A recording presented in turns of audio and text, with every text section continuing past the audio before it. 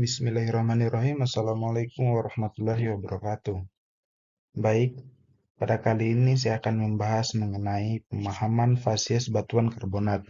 Sebelumnya perkenalkan, nama saya Jaka Saputra dengan NIM R1C121088. Baik, yang pertama, apa itu fasies? Fasies adalah tubuh batu yang dicirikan oleh kumpulan sifat fisik, kimia, dan biologis, di antaranya litologi, struktur, sedimen, dan fosil, yang membedakannya dari batuan lain. Kemudian asosiasi fasies. Asosiasi fasies ialah kumpulan fasies yang terbentuk dalam lingkungan pengendapan yang sama dan memiliki hubungan genetik. Kemudian model fasies ialah representasi miniatur umum sedimen yang mencerminkan lingkungan pengendapan tertentu, membantu interpretasi masa lalu. Kemudian fasies batuan karbonat. Dengan ini, fasies batuan karbonat adalah kumpulan ciri litologi, tekstur, struktur, dan kandungan fosil yang mencerminkan lingkungan pengendapan tertentu. Lingkungan ini bervariasi dari laut dangkal hingga laut dalam. Kemudian, lingkungan pengendapan batuan karbonat. Ada beberapa lingkungan batuan karbonat. Yang pertama, cekungan atau basin. Yang pertama, area terdalam pengendapan material halus seperti napal. Kemudian yang kedua, off-reef open shelf, ialah paparan lebih dalam, energi gelombang rendah, dan moonstone. Kemudian yang ketiga, forereef atau lereng terumbu, ialah lereng luar terumbu, energi gelombang tinggi, dan fragmen terumbu. Yang keempat, reeflet atau terumbu, ialah dekat inti terumbu, energi tinggi, grindstone, dan rootstone. Kemudian yang terakhir, laguna, ia perairan tenang, terlindung, moonstone, dan wake-stone. Kemudian analisis penentuan fasies karbonat.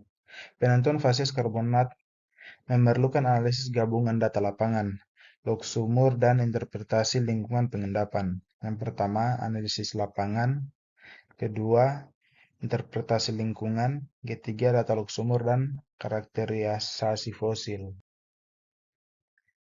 Langkah pertama, analisis lapangan. Deskripsi makroskopis.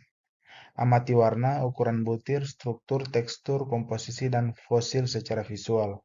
Kemudian, deskripsi mikroskopis. Yang pertama, amati sayatan tipis di bawah mikroskop untuk detail tekstur, komposisi, dan porositas. Kemudian, langkah kedua, analisis data log sumur. Interpretasi log. Gunakan log gamma ray, resistivity, densitas, neutron, dan sonik untuk informasi litologi sel, porositas, dan saturasi air. Yang kedua, analisis elektrofasies. Ia identifikasi pola fasies pengendapan dari data log sumur untuk korelasi dari dan interpretasi. Kemudian langkah yang ketiga, interpretasi lingkungan pengendapan. Yang pertama, perbandingan model fasies. Perbandingan model data atau bandingkan data lapangan dan log dengan model fasies yang sudah ada. Kemudian yang kedua, pola pertumbuhan karbonat. Ia identifikasi pola cat up, dan give up untuk informasi perubahan muka air laut. Yang ketiga, analisis asosiasi fasies. Analisis hubungan antar fasies untuk menentukan lingkungan pengendapan yang lebih luas. Kemudian langkah-langkah rinci penentuan lingkungan fasies. Yang pertama itu pengamatan lapangan. Pengamatan lapangan terdiri dari 5 bagian. Yang pertama, pemetaan geologi, pengukuran stratigrafi, deskripsi litologi, pengambilan sampel, pengukuran struktur sedimen. Setelah itu dilakukan analisis petrografi. Analisis petrografi mencakup 4 bagian. Yang pertama, pembuatan sayatan tipis, identifikasi mineral dan komponen, kemudian analisis tekstur, dan yang keempat, identifikasi lingkungan pengendapan. Kemudian analisis data log sumur. Dibagi menjadi 2 bagian, yaitu yang pertama interpretasi log dan yang kedua identifikasi elektrofasies.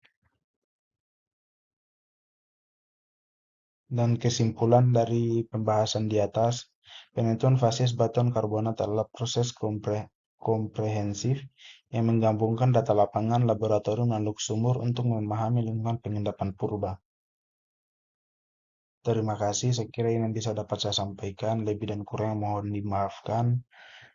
Akhir kata, wabillahi taufiq walhidayah. Wassalamualaikum warahmatullahi wabarakatuh.